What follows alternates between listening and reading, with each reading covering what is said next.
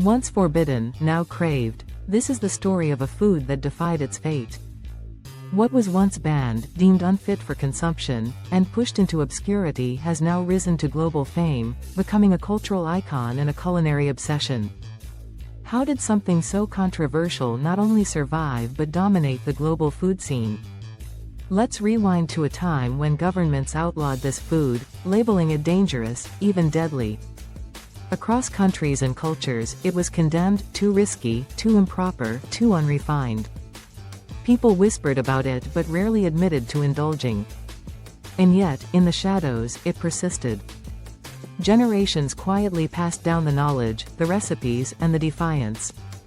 Communities who refused to give it up found ways to preserve it, perfect it, and elevate it into something extraordinary. Little did they know, their resilience would one day transform this forbidden delicacy into a symbol of heritage and a global phenomenon. Take sushi, for example. Yes, sushi. Once considered unclean and unworthy of refined palates, this raw fish delicacy was banned from being sold in certain regions of the world. Why?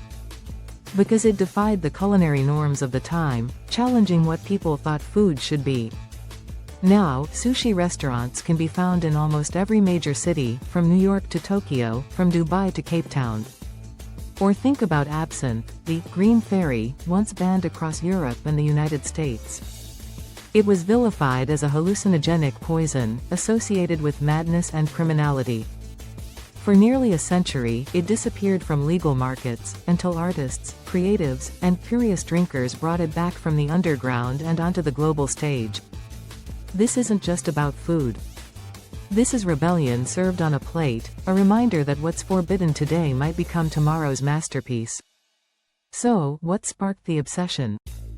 Was it the allure of danger? The thrill of breaking taboos? Or perhaps it's something deeper, a craving to reconnect with flavors and stories that were silenced for too long. Today, these foods are celebrated as the height of sophistication and cultural pride. They've graced Michelin-starred menus and gone viral on social media. What once got you shunned is now your golden ticket into the world of culinary elite. And yet, the irony remains. When we ban something, we give it power. We turn it into a mystery, an enigma, a prize worth pursuing. The more forbidden it becomes, the stronger the obsession grows.